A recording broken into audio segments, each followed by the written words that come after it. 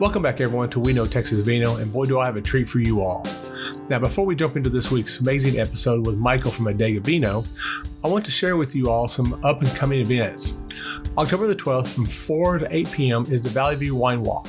We were there last year for the first time, and man, we just had a blast. You need to come out to support the local wineries and the shops. Then in November the 2nd, from noon to 6 p.m. is the Drink North Texas Wine Festival in Coppell, Texas. This was so much fun. You don't want to miss this, and come support all the local wineries and the shops as well. Now, a new event that is happening this year is the Gainesville Wine and Country Festival. This will be located in historic downtown Gainesville. There's going to be 15 North Texas wineries with live music from Luke Combs Tribute Band. This event starts November the 23rd from noon to 7:30 p.m. We Know Texas Vino will be giving away tickets to these events as time gets closer. So watch our Facebook page and listen to the podcast because you do not want to miss this. Now enjoy this week's episode. Cheers. Ladies and gentlemen, welcome to the main event. Are you ready to pop your cork? In the left corner at 6'4", 242 pounds, with a record of 45-0, the undisputed. Hey, Michael. Hey, Will. Hey, how many bottles of wine have you had? Well, Will, it's not the wine. I'm just so excited about the podcast. Yeah, I am too. This is not a boxing match. This is We Know Texas Vino. Salute.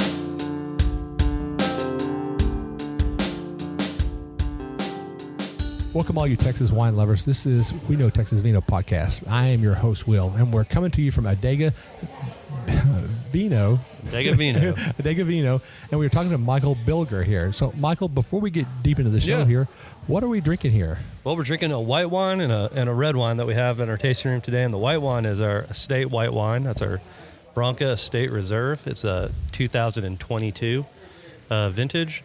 It's 2/3 of the grape Arinto and 1/3 Alvarinho. And it's what was that other varietal you said there? Arinto and Alvarinho, two Portuguese varieties. I've never heard of that one. So Arinto, Arinto, is sort of it's a white grape that has a tendency to ripen early in the hill country and retain a lot of acidity, and it's very similar to Alvarinho. Oh, very similar to sort of like a Chardonnay. Okay. In Portugal, this grape often is blended into a Vinho Verde, and but often it's a single variety that stands on its own. But in the United States, it's not fairly well known. Okay. For Texas, it works very well because it comes from a warmer climate region there in Portugal. Interesting. Yeah. First of all, in fact, since being down here, I've heard of 5 different varietals that I've never heard of before, and now it piques my interest even a little bit more. You know. Well, Doug Lewis grows some, and we grow about 2 acres of it here. Oh, interesting. Yeah. We'll definitely have to chat after the show. So it makes up most of our estate white percentage of our estate white wine is usually majority of the grape Arinto. Oh, interesting. Yeah. Okay. Yeah. And what is the red we're drinking here? That is a blend of Alicante Bouschet. There's actually 7 grapes in that. So it's our 2021 Alicante Mistura, and it's 50% Alicante Bouschet, and then it's Cabernet Sauvignon, Graciano, Tannat, Touriga Nacional, and Mourvèdre, and a little bit of Black Spanish, making up the rest of the blend. There's that name again. Tallanescu, what? Touriga Nacional. Yeah. See, this is the 3rd time now I've heard that varietal, and I've never heard of it before coming here. So Touriga Nacional is it translates into nation's pride. Oh. It's the grape. It's the grape that makes the majority of port wine. Okay. In Portugal. Interesting. And Touriga Nacional just recently. France is allowing Touriga to be planted inside of the Cabernet. Okay. So and used in Cabernet blends up to 5%. Interesting. It's a warm weather grape, but it does really well throughout the grape growing regions of the world.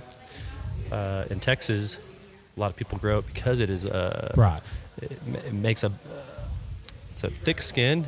It makes a wine that's very similar to Cabernet Sauvignon here in the hill country. Okay. You can ripen it to have a little bit higher bricks, so you can have a higher body wine with a lot of fruit. So it makes a nice fruit-forward red wine. But we also make port out of it here at Adega Vinho.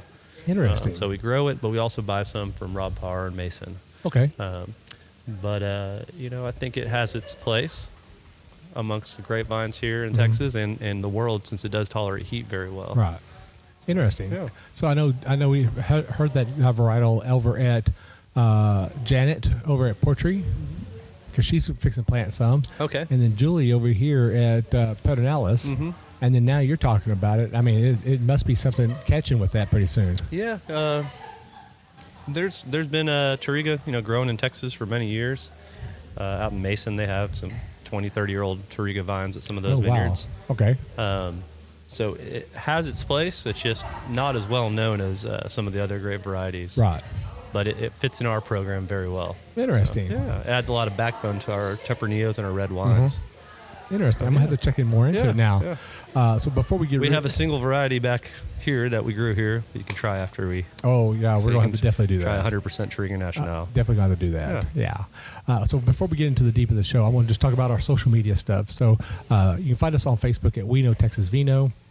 And then also on our website at weknowtexasvino.wine or .com. And then, of course, if you find us on any podcasting platforms, give us a 5-star rating. Give us some feedback. We love hearing about what you love about the show, what wineries you want us to go check out, or even what kind of education topics we want us to do. So this is episode 75. We're at Adega Vinho. Yeah. That H still throws me off. That's all right. Even though I know how it's supposed to say, that H still throws me off. So our first question here from Michael, and again, this is going to be a great little topic here. So where did you come up with this name? Adega Vinho? Yes. So it translates into to wine cellar. But it can also mean house of wine, depending on its translation. So it's Portuguese for wine cellar. But my brother thought of the name, and it reflects what we grow. So we grow 5 different varieties of Portuguese. 5 different varieties that are endemic to Portugal and Spain. And also we grow Maverick and Tempranillo, which they grow a lot in that region as well. So you add up that's 5, 6, 7 different varieties that are well known to Portugal and Spain. It just happens to be, Touriga Nacional happens to be a wine that my brother at the time was really in love with, and we took the Portuguese route in some of our winemaking. Okay.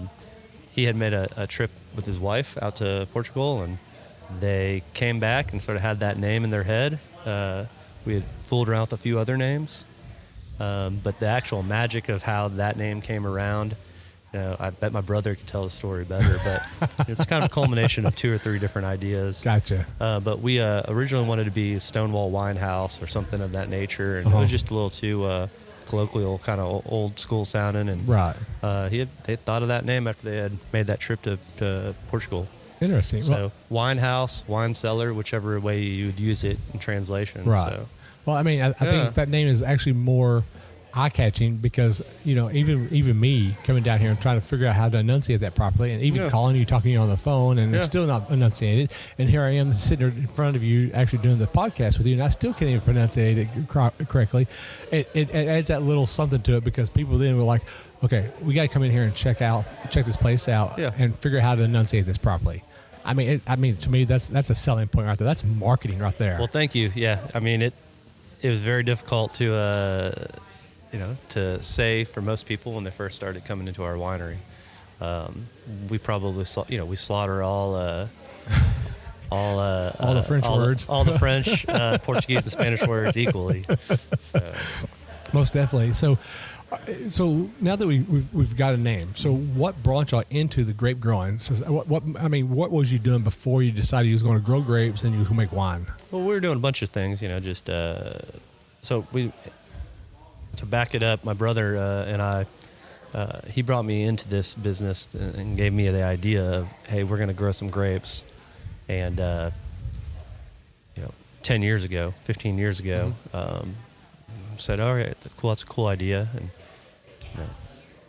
we definitely want to understand, the grape growing business. And so it's an intriguing business. And if you live in the area, we lived in Wimberley and San Marcos and those areas, and not too far away there's production people are growing grapes, making wine. Becker Vineyards, one that really we're very well known, very familiar with. And it started off as the idea that we were going to grow grapes and have a small winery that was open on the weekends. Now it's gone into it's taken a new turn, and we were bitten by the bug, the grape growing bug and the winemaking bug, and it's a very interesting business. We love it, love being part of it. At times we hate it, but bad weather days, hells, you name it, man. It's definitely to grow grapes and make your own wine in the state of Texas is a full-time job, and no matter what scale you are, right. We're a smaller winery yet, we still have about 12 employees, and we make 100% of our wine, and we grow, sometimes half of what we make every year. We grow here at the vineyard, yeah, that's I'm rambling a little bit. Sorry, it's Friday, good. And I'm half brain dead anyway this week. It definitely has been a brain dead week for us. Been here since Tuesday, and we've been to at least I think already 10 wineries already since Tuesday, and then been to 2 parties already. Yeah, I understand. Well, we just got done bottling about 3,600 cases. So good times there. Yeah. So we're kind of bookended between some busy times. Oh, so. Yeah, most definitely. But it's always like that. Yeah, it's a nonstop type thing. Yeah. So, you decided to do this whole wine stuff. So obviously it's a family thing. So this is a family business. So I have a background in a light background in agriculture, and when we realized we needed to be able to grow our own grapes and make our own wine to truly sustain the business that we wanted to do,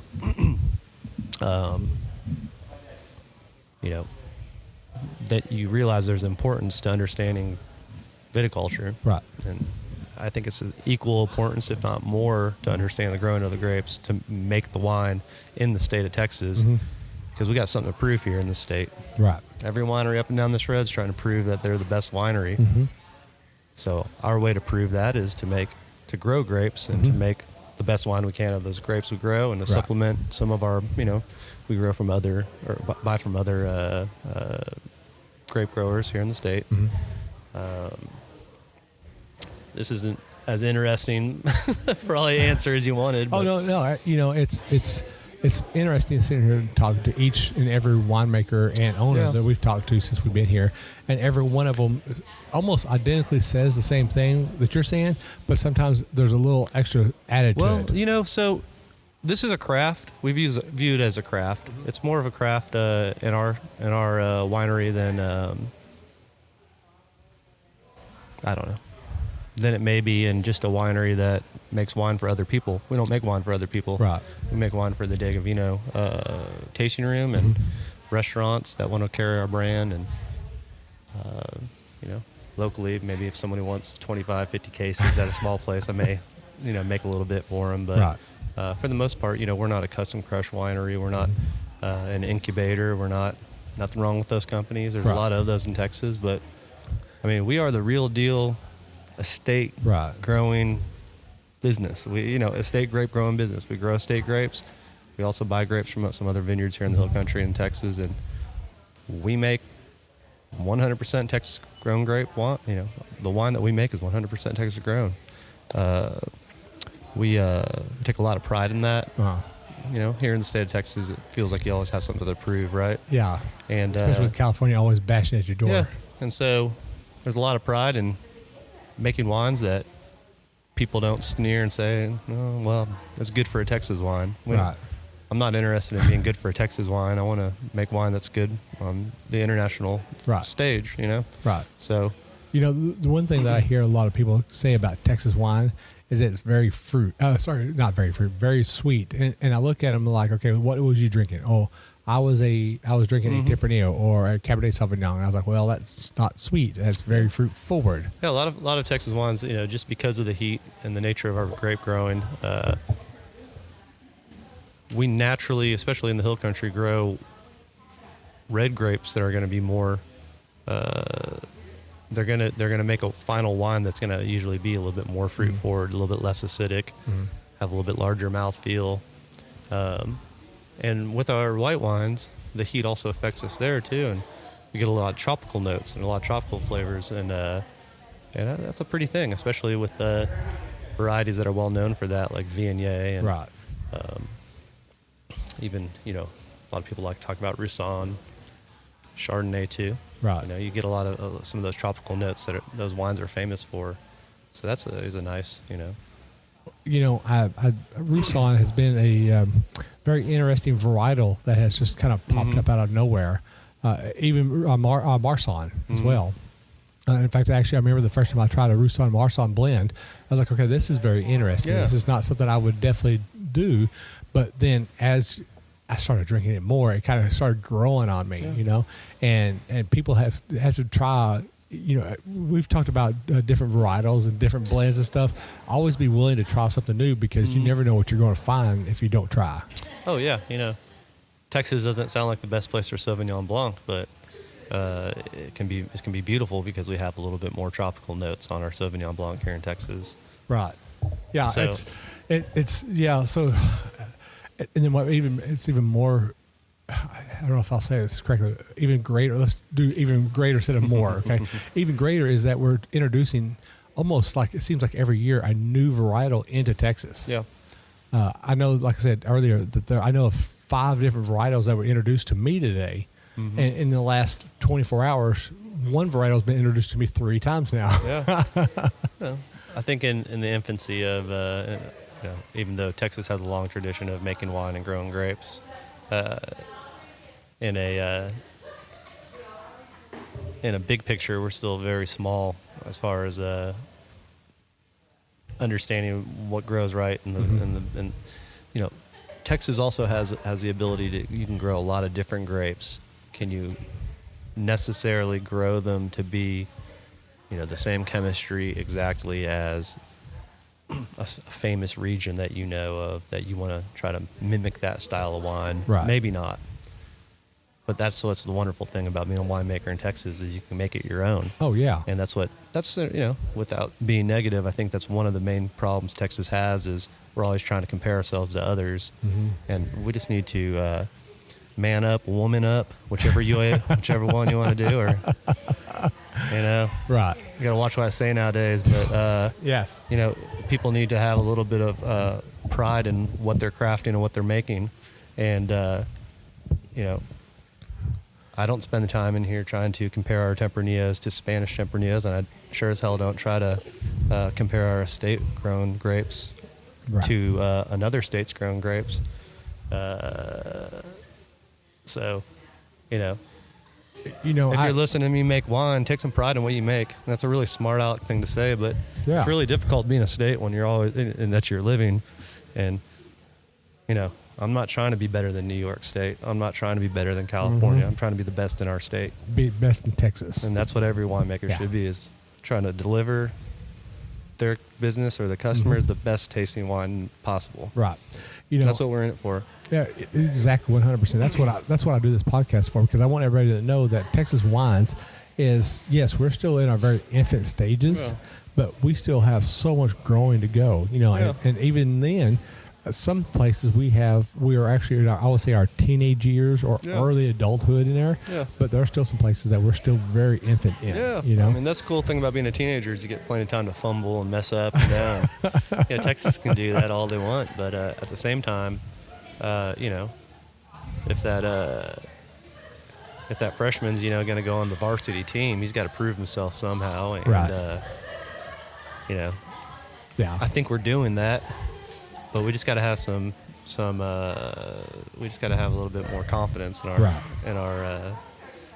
growing and our winemaking and our PR too. Oh yes. A lot of people are scared to take PR outside the state. Like, I'm not. I think it's better. I'm in 35 countries. That's good. To that one guy in Bangladesh just listening to right now. Right. Hello. Give us a call. Actually, in the Isle of Man. Oh, okay. So that's over in Great Britain. I've never heard of that place until I saw it and I was like, what is this place? I had to look it up. It's actually in a little island outside of Great Britain. Well, everyone in Great Britain, hello. Come to Stonewall and call us up.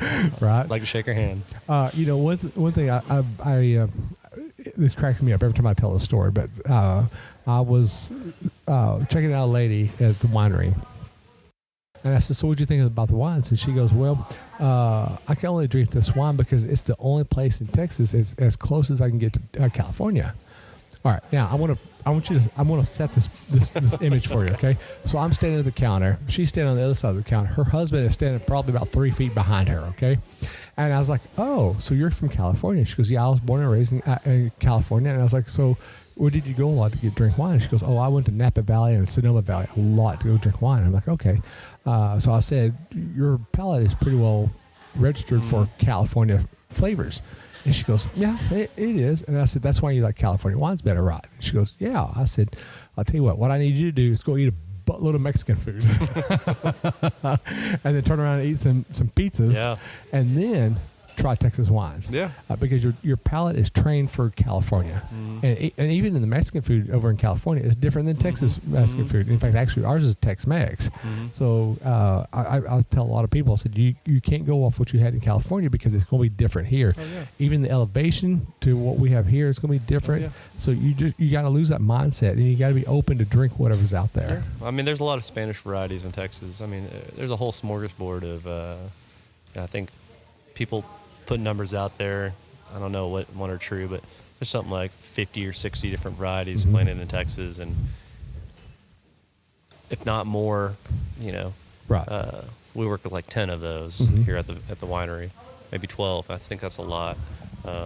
We have like I said, we have the ability to grow a lot of different grapes out here in Texas. It really comes down to the individual grower and the individual winemaker to make sure that those grapes taste like they should. Right. It's called typicity, we want to, when you sit down to drink a glass of Merlot, it should taste like Merlot. So, we do have a little bit, there are some varieties that I wouldn't plant in the hill country. Well, I mean, not according to what I've been reading about you. Well, so, yeah, I mean. I mean, what your nickname is, right? What's that? You don't know. I have no idea. You have a nickname in the wine industry. Oh God. Okay. You don't know your own nickname? No.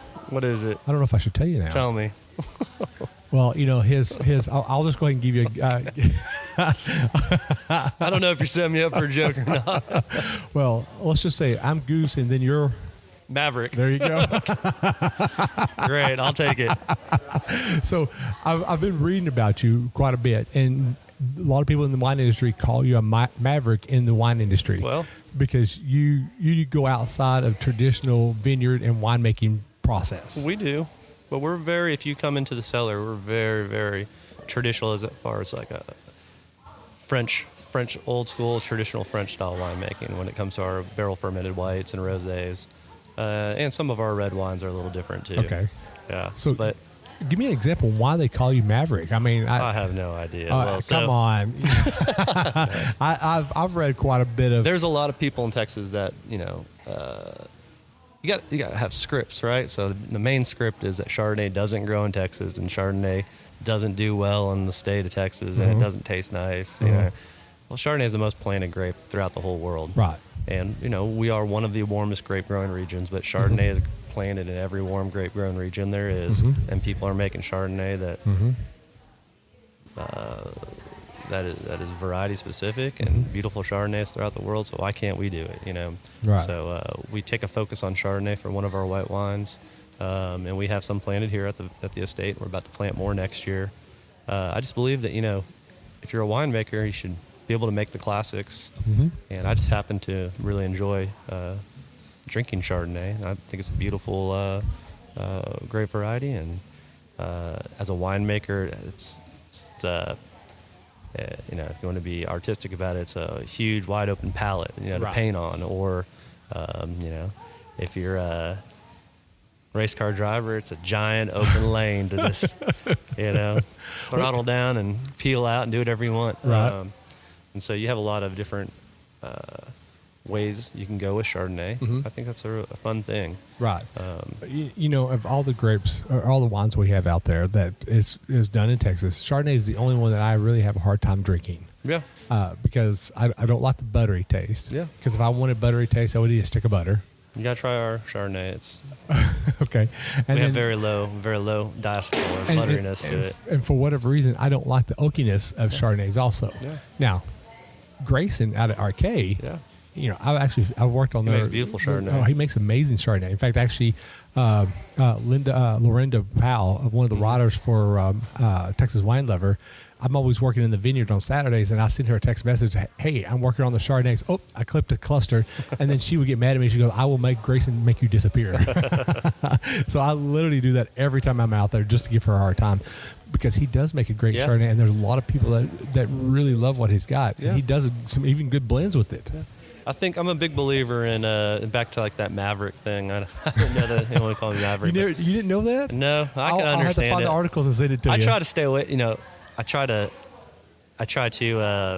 not pay attention to too much Texas wine that you don't want to get too caught up in the industry. Right. Kind of, you know, for me, I like to be part of the industry, but I mean, it's hard to say what someone's saying about you, but I'll take it. Well, sometimes, sometimes some of the best winemakers and grape growers are the people that don't take the traditional. Excuse me, take the traditional routes. You know, hey, you can't do this and you can't do that. Well, you know what? To me, don't tell me I can't do it, because now I want to do it. So here's some Maverick stuff. I think people maybe So the Chardonnay is a big one. Touriga Nacional, being a single variety in Texas, or being a single variety offering at a tasting room, is few and far between. And we're doing it here. My brother and I, my brother decided. He was the main decision maker for the Alvarino and the Arento, because we wanted to have a white wine that we grew that had acidity, and that we wanted to make a Vinho Verde style white wine. So that's why we planted those two varieties. The Chardonnay came up later, but also we're making wine that we like to drink. Right.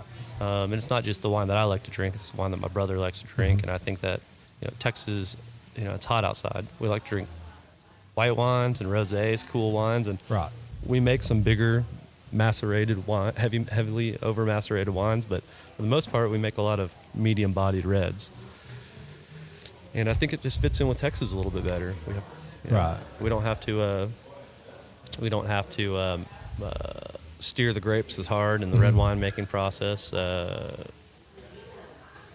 They are just more true to our kind of style. That's how we make the red wine. So it's a very simple process in our red wine making.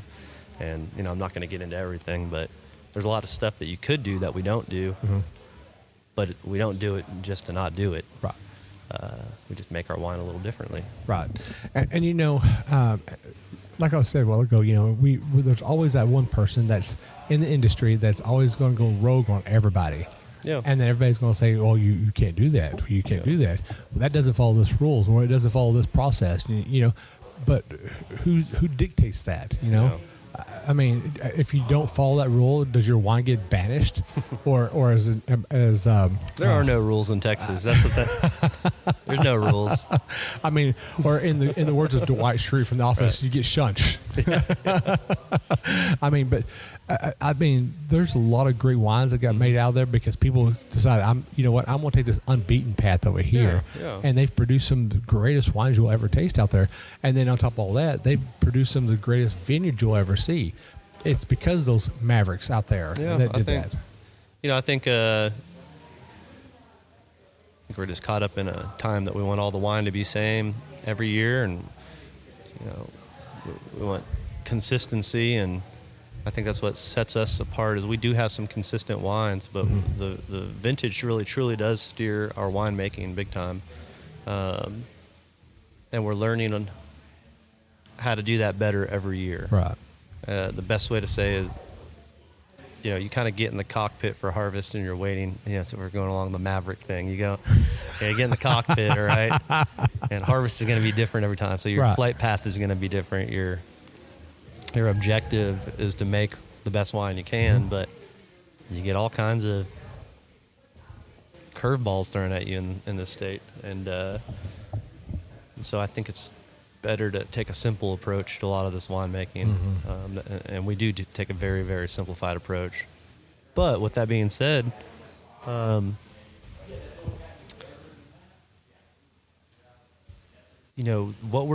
I do in the wine in the cellar is actually very old. If you look at the theories behind some of what we're doing, those are old processes. We don't use any kind of micro-ox or any type of new technologies. We don't reverse osmosis. We haven't had to. We've had to do that one time since 2016, and that was in the 2021 vintage. That was a little messed up of a vintage. So we had a lot of higher elevated acetic acid levels. But for the most part, our winemaking process is very, very simple. But it changes with every wine. So, right. And I think and I think that you can taste that here. When you taste these wines, they're big and plush, and they roll off of your palate, and that's a little bit of our. We try not to move the wine as much as possible. We don't heavily rack our wines all the time, and some of our wines are unfiltered, some of them are filtered. It just depends on the wine and the quality of the wine lot itself. Right. So we're not doing the same thing to every wine lot. We can do that here because we have the luxury of being a small winery. Right. It's a nice thing. So I just heard you correctly. Y'all don't re-rack y'all's wines very often. Yeah. I mean, a lot of these wines are only racked one, sometimes two times. Interesting. Yeah. Even on a 2-year, and sometimes, we've had wines sit in barrel for 18, 20 months. Wow. So. Okay, so. But there's a reason behind that. Okay. The whole reason behind that is we have high pH levels, and we already have oxygen in our wine. Right. Our number one thing in the cellar is to try to minimalize as much oxygen as present in our wine. If we can do that, racking is just one way to pick up a lot of oxygen. So there's some other reasons too. I'm gonna have some dude call me up and listen to this. He's pro winemakers out there. You can call me up and tell me how wrong I am and everything. That's a Maverick thing to say. So. I think I'm gonna get you a shirt that says Adega Vinho Maverick on the side of it. I'll take it. But at some point, when do you get to go from Maverick to really knowing what you do? So we'll make that jump someday. When do you really know what you're really doing? You never do. Exactly. Yeah, you're always going to be a Maverick. Yeah. One of the fascinating things you just said, you just don't re-rack, or you re-rack very rarely. All right. So my question is, and I hear that some winemakers do this. Why they do it, I get it, but at the same time, why do it? Is pressing the lees and get wine out of it. Well, I mean, there's a couple different reasons why you could do that. We save lees, and we have been the last two harvests in our red wine. Okay. So, with our white wine, some of our estate lees are just so fine and so beautiful. They smell so nice, and they just do such wonders to our wine. Sometimes we, after we rack off lees, we take them and pour them into other wines because the lees can help out. Whether it's mouthfeel or scavenging oxygen and other things like that. So we do play with the lees a little bit, but on red wine, we often collect our lees, sometimes over multiple lots, and fill up a tank, half full with lees, and let it sit. And you can rack the wine off the top of that. And so we do save, so minimize the press. It just takes a little bit longer to settle out. And we can separate the wine from the lees. So there's a technique. You see this look on my face, right? Yeah. There's a lot of different ways to do the same thing. Okay, so this is the first time I've heard someone actually using lees and put it in another varietal for whatever flavor or feel that you're wanting. So, I mean, it makes sense because that lees is going to be, a Vineyard or a Sauvignon Blanc or whatever, and you put it into, Tuagado or whatever. You're going to get that flavor, that compound from that varietal. And I've actually never heard of that before. That's very interesting. Yeah, we play around with our leads here. That's especially on good years, or in good or not good, but some of our most premium grapes are the grapes we're most excited about. Right. Especially if they have the perfect chemistry and the ripeness is just dead on, and the vineyard that they come from. There's a lot that goes into that equation, but right. You see the gears spinning over there, right? Yeah. Well, I mean, it can drive the winemaker. It drives me nuts sometimes thinking about it. I mean, okay, so in my experience, so I've racked lees off and I've let it sit in a container, and I've watched wine come back out of it. Yeah. So literally, don't even have to press it; it automatically does its own self. Just from the weight of its own self, it actually presses its own self. Yeah, it's just separation. It's just Man, it's just hope time. you see the gears spinning out of my head here. Time and temperature and gravity. So what you'll do is you'll take leaves from different varietals, mix them all together. Sometimes, yeah. And then that's a bottle of wine. Man, holy cow! Or it could be topping wine. It just depends. Or it could be its own blend. Man, now you got me thinking. There's all kinds of little tricks. This is why I love doing this podcast, because you learn these cool little things. You're like, oh, I never thought about that. But that doesn't make our program. That's just a small little piece. Yeah. But that's called special club member bottle. Yeah, it makes really nice wine. Hey, by the way, this is leftover wine over here. Yeah. I mean, we're not, a dirty wine. We're not doing that too. Yeah. We're just taking real nice, clean lees, and if you have 100 gallons, maybe you'll get 40 gallons, 50 gallons of wine from 100 gallons of lees. So that's probably some of the things that actually that I've noticed that kind of irritates me. For example, I had Tempranillo aging, and I had 3 5-gallon carboys full of Tempranillo. But by the time I got through racking and re-racking and re-racking, I had 1 5-gallon carboy. Yeah. And I'm like, how did I go from 15 to 5? Red wine, there's a lot of stuff in it. If I would have thought about it, then if I'd have known this about catching the leaves and putting them together, I would have done that. Lees can add some nice volume to your palate too. A little nuttiness on some red wines, and we're big fans of aging all of our wines on lees and stirring the lees. Interesting. That's part of our winemaking process. Right. That's very interesting. That's a new little education topic right there. It's just part of the craft, Right. Well, so something I saw that y'all do on y'all's website, and I'm actually seeing it is starting to kind of gain some popularity in the wine industry, is this whole sustainable and regenerative agricultural. Yeah. I know winery up in Cleveland, he does a lot of that. He really wholeheartedly believes in that. One of the things that I love about what's going on in the wine industry now is the sustainability and the regenerative agriculture that's going on. In fact, one of the wineries over in Cleveland, Stone Trough, he does a lot of it. In fact, actually, he introduced it to me. And what I didn't know about it and what he does is actually really interesting. So he has his vineyard, and in between his vineyard, he has planted something else that helps prevent the bugs or the insects that comes under the vines. And then he has other rows, so he'll have a row with one vegetation. The next row will have a vineyard, and then another vegetation, and then so forth like that. That each one feeds off of the other. And I was like, I've never thought about that, you know. Or you got who was it? Portree, who uses praying mantises out there. Yeah, we do too here. We have a whole insect IPM, Integrated Pest Management program here. Do they get their own little T-shirts? They do, yeah. Actually, some of those praying mantis, only about 5%, or don't quote me on this, grow to be huge. But we have a lot of walking sticks around here now. Really? Since back in February and March, we introduced a lot of nymph and eggs and praying mantis eggs out here, and to like the 500,000 eggs over the course of 3 or 4 months. Okay, I have to ask. I've been told this now by 2 people. They've been bitten by praying mantises. I think praying mantis will bite, but I don't think it's you're not going to die from it. You're not going to die. It may just be a little poison or anything from it, you know. The one that does bite. So there's praying mantis. We use a lot of green lacewing. That's sort of like the F-15 fighter pilot of the vineyard. And ladybugs, we use some ladybugs too.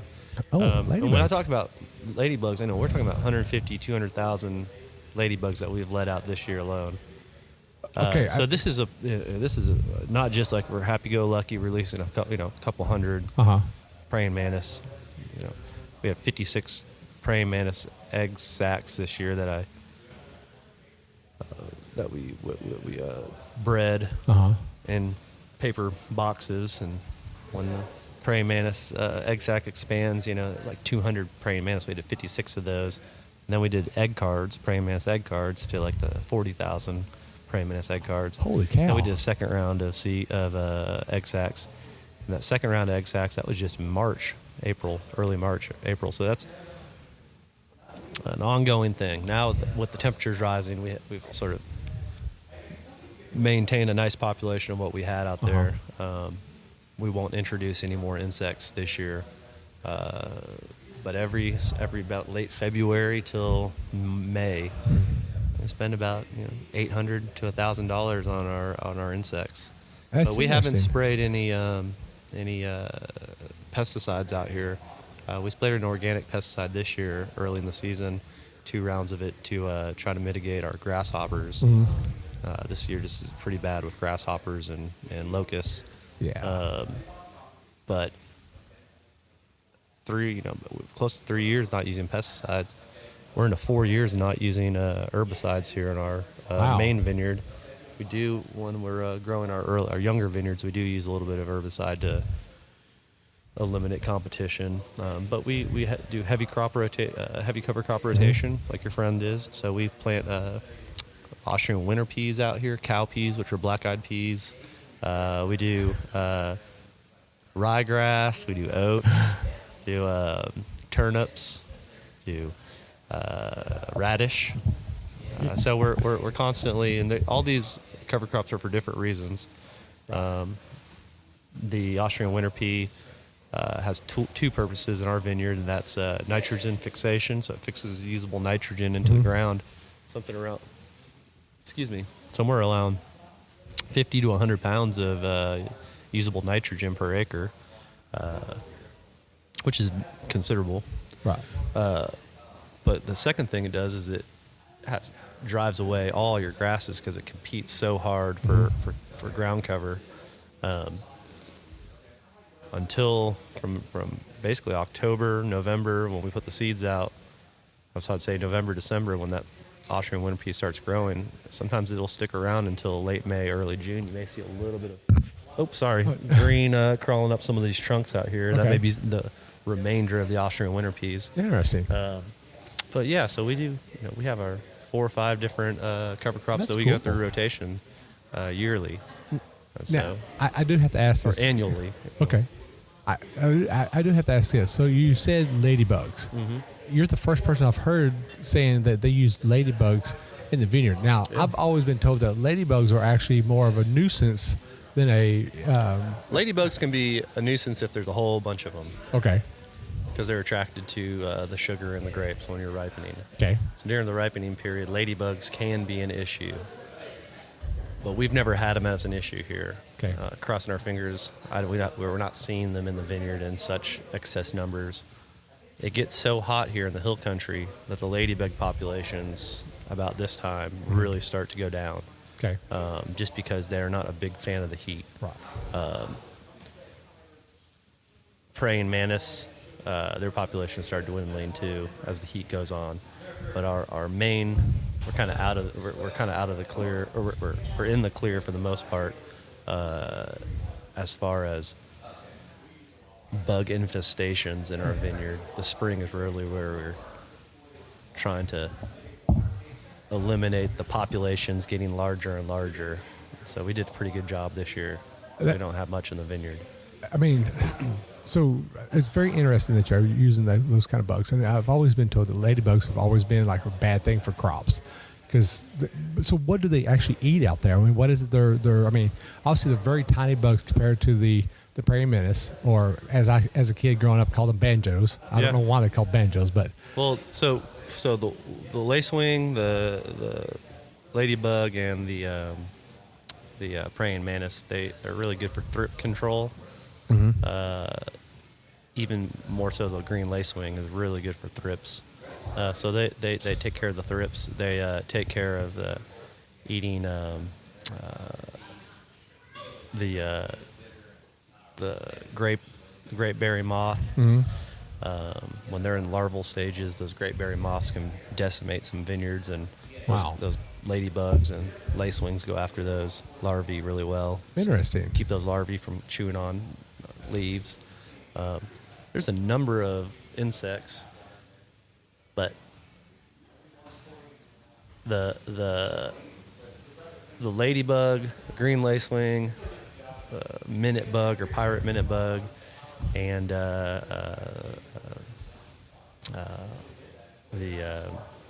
mantid, they pretty much just eat any other bugs.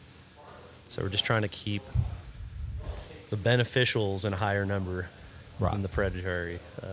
Or predatory beneficials in a larger number than all the other stuff that's trying to attack our vines. Right. Because there's all kinds of insects trying to attack our vines. Oh yeah, most definitely. I mean, I can go. I mean, the number one is the glassy sharpshooter. Yeah. First off, whoever came up with that name for that, it's just. Yeah.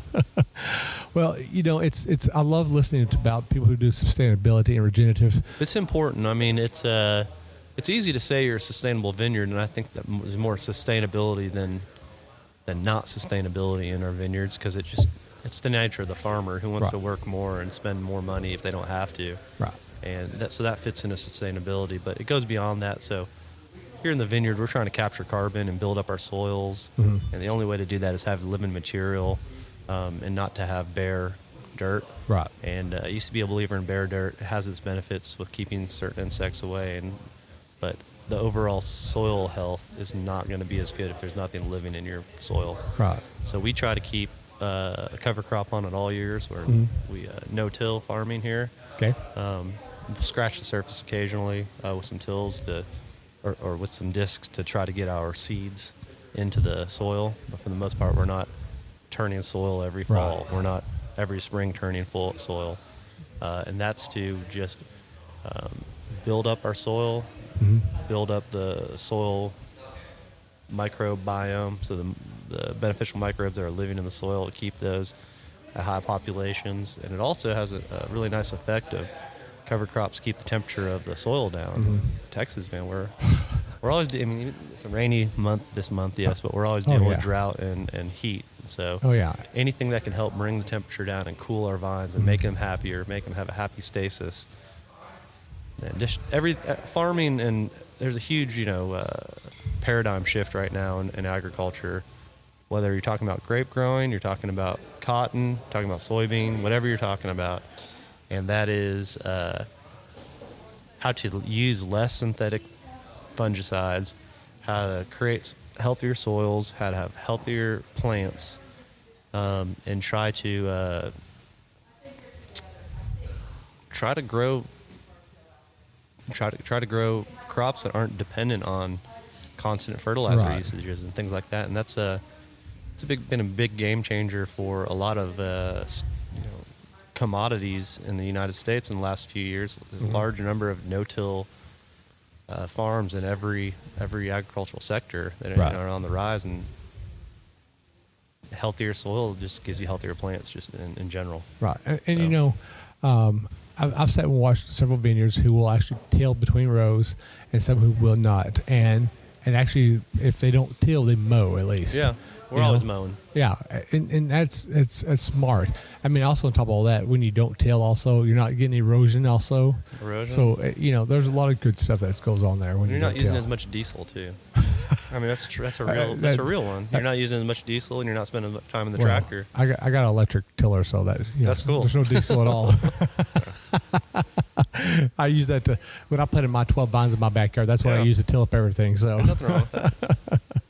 Well, Michael, as we're coming to the end of the first half here, is there anything that we didn't cover that you want our listeners to hear about you, about your winery, what you're doing here? I mean, just the whole sustainable, regenerative concepts. I mean, those go into our winery as well. We're always trying to use less water. We're always trying to just make less of a footprint, not trying to prove anything to ourselves, just just as simple as we clean as we go, so the ending cleaning doesn't use as much water, and that's a proven a proven concept in a commercial kitchen as it is in a commercial winery. Clean as you go, you have less of a mess at the end of the day. That's a very small little thing. That's a boring concept to even think about, but it fits into a larger picture of sustainability. So there's that. There's using our rachis and all the grapes that we use that get separated when we crush and destem, that we don't put into our fermentations. We put them back into the back of our property and till them back into our soil, which is going to be future vineyards.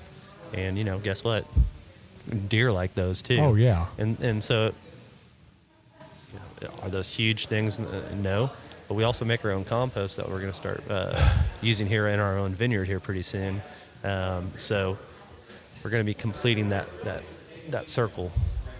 That's more and more so every year. And so I think it needs to be a mindset. It's just not something that you just do like, all right, let's try to get 3 points for our business. It needs to be more of a mindset So mindset in the vineyard. Right. Planting a cover crop. Yep. Say, something that fixes nitrogen or phosphorus or something that you need in, as opposed to just letting it go natural under coastal hay or whatever it is. Right. So, it's very commendable that y'all are doing that. well, thank you. I mean, because everybody wants to not just save a little bit of money, but they also want to work smarter, not harder. Yeah. And if you could do that and still produce a great product, then why not?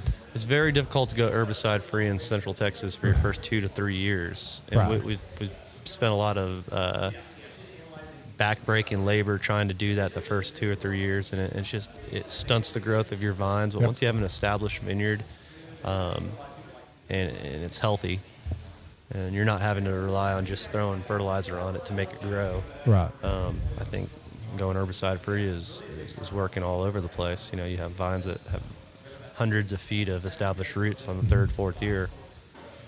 A little bit of tap roots from some hay, whatever it is that's growing in your vineyard. It's not gonna do much. Right. It shouldn't. Right. So, where can people find you at? Where's your actual tasting room at? Where's your location online also? So our location online is just adegavino.com. So ADEGAVINHO.com.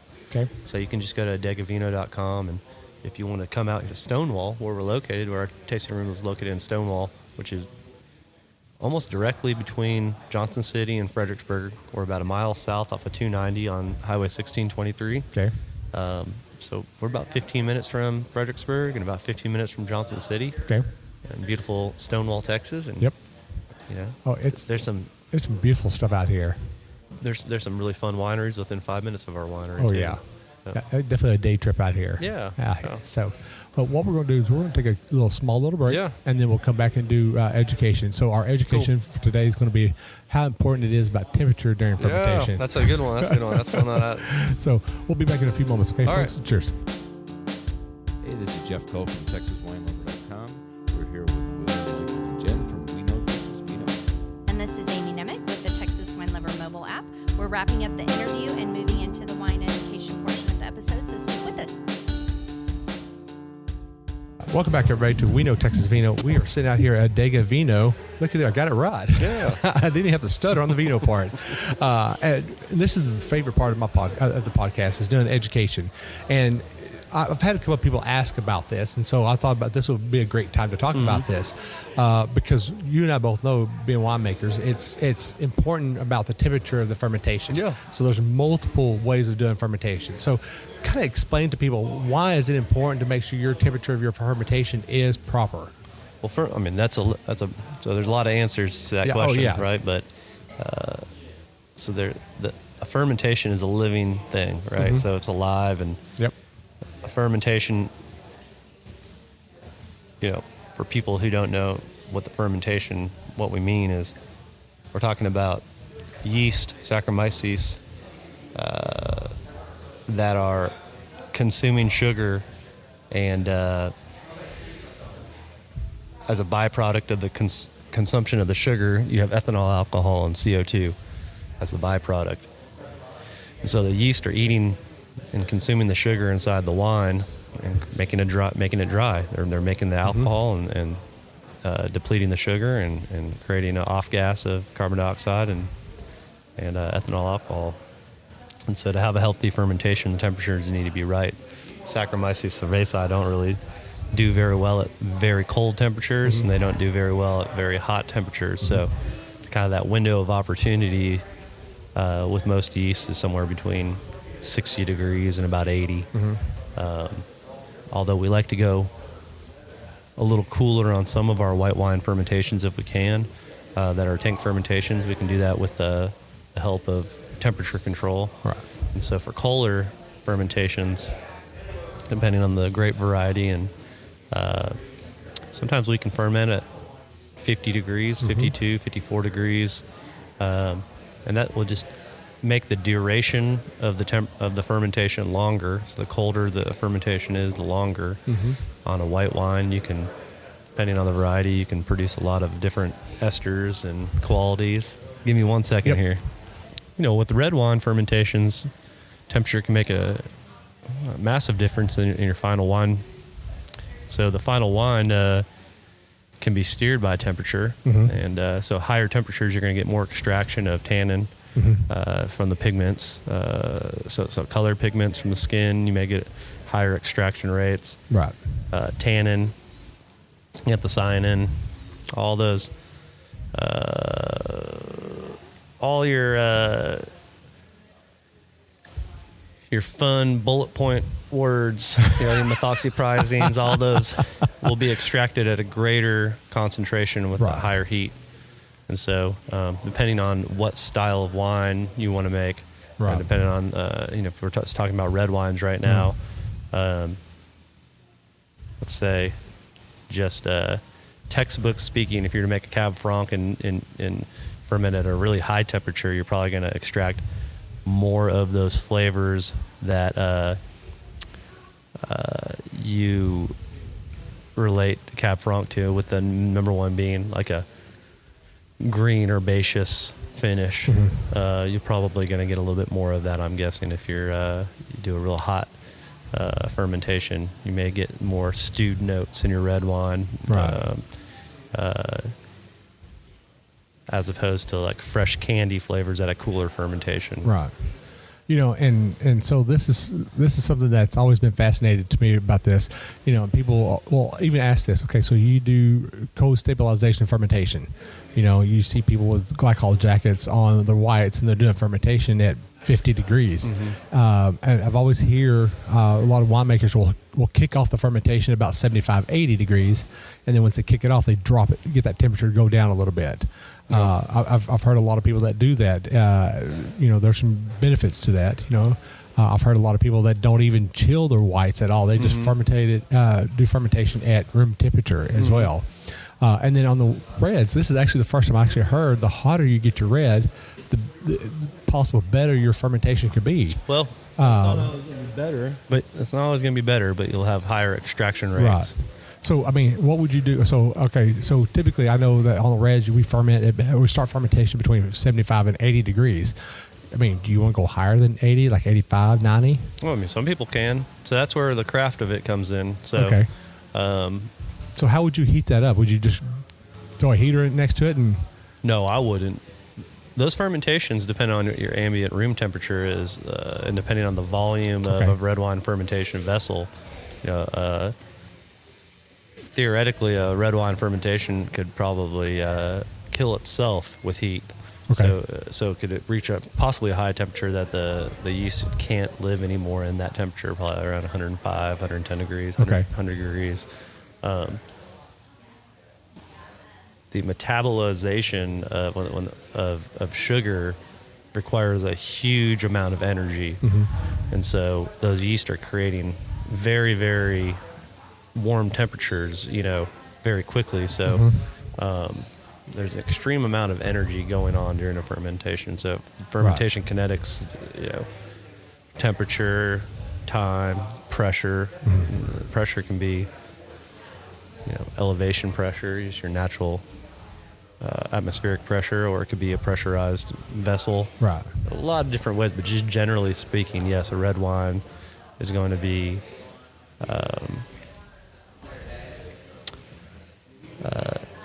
you'll have higher extraction rates with higher temperatures. Right. And then something else I've noticed also when and there's always differences between the white and red fermentation. I've noticed that on reds, you always want to keep it open because there's so much gas is being released out of that. Yes. But in whites, you always see variable lids on top of them or some sort of enclosure when they're cold, not when they're warm. Or so the cooler your fermentation is, the slower your yeast are working. So they're working at a slower rate. So they're I gotta go. I'll hold that right there. All right.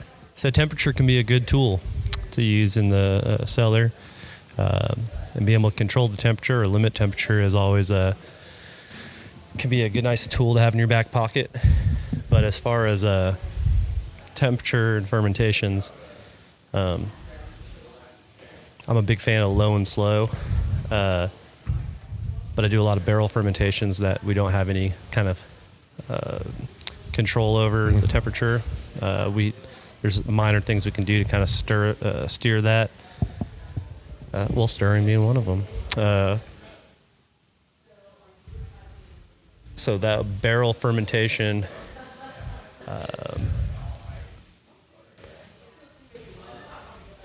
you can allow, those can go very fast, but our barrel fermentations are about 8 to 10 days. Oh, dang. And so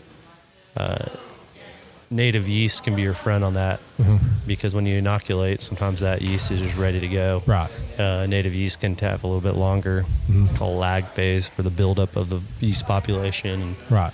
And just a little bit slower. So, but generally speaking, temperature is a tool in fermentation and should be respected, because things can't ferment at too high of temperature and too low. So you need to be in a sweet spot often. Right.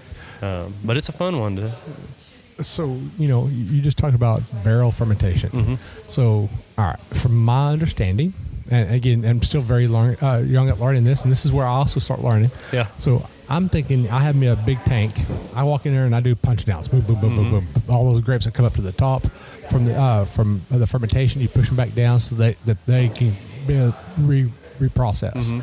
How do you do that in a barrel? You just roll it?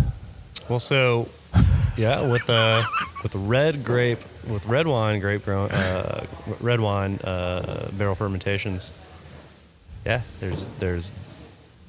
there are barrels that have doors on them that you can put the solid, grape pumice into or take it out of. Yeah, you basically roll them. When I'm talking about barrel fermentation, I'm more talking about white and rosés. Okay.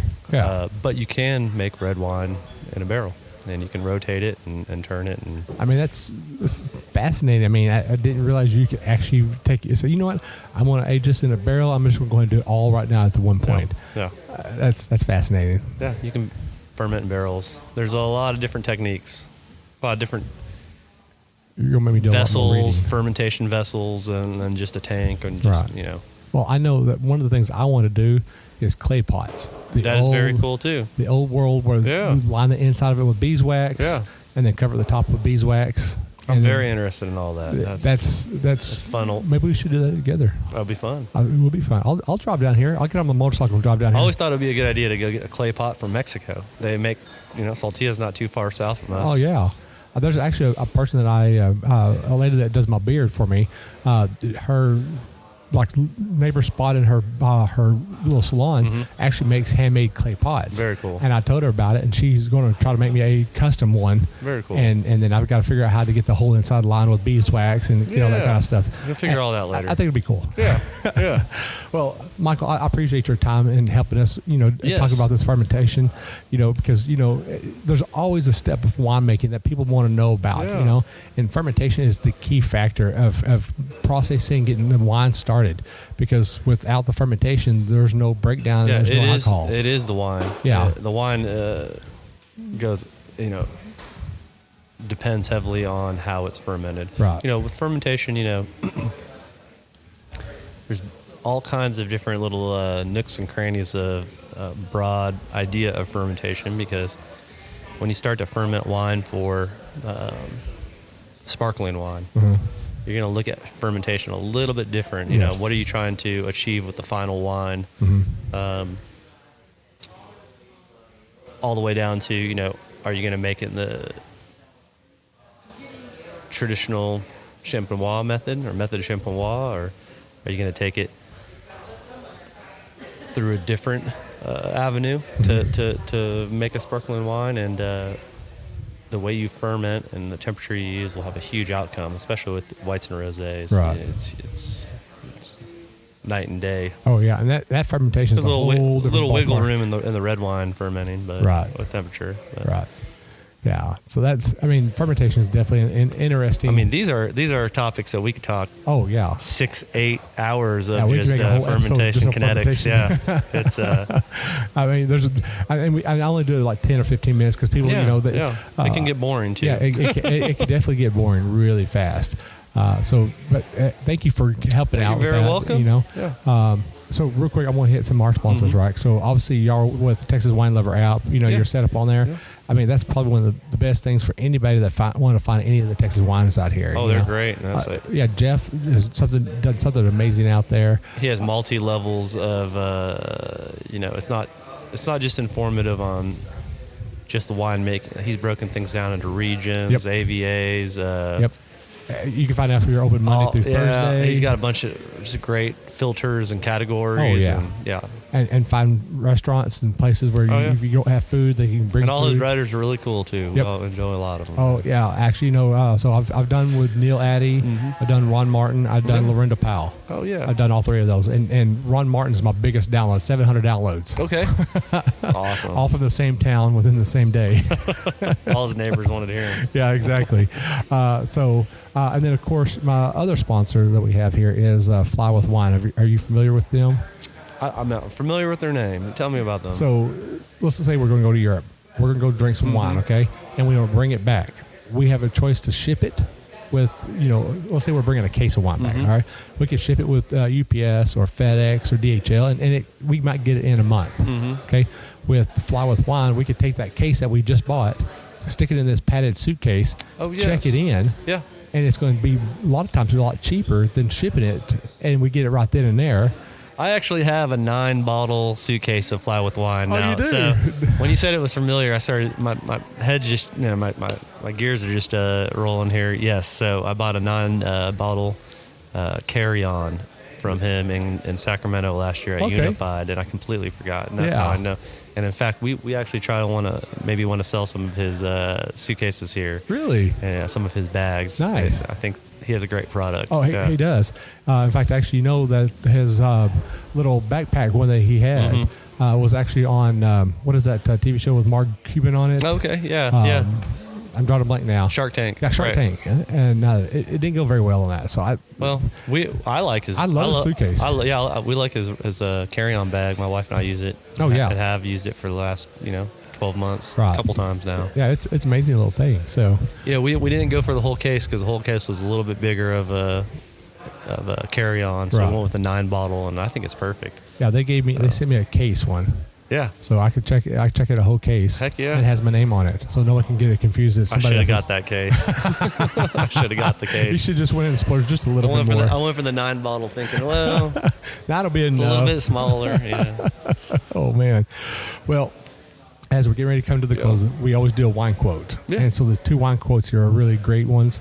I've been doing wine quotes and been finding some really, really amazing ones, and these are pretty good right here. Let's hear them. So a good wine is like a catchy song. It excites the soul, livens up the mood, and provides a sensational sensory experience. I like that one a lot. Yeah, and it does. It's very true. And then, who doesn't love a full body with an outstanding personality and pure elegance? I would have been a fool to turn down such a thing. That wine was pretty good too. That's a nice one. So this is Will with We Know Texas Vino. Cheers. Thanks, man. Yep.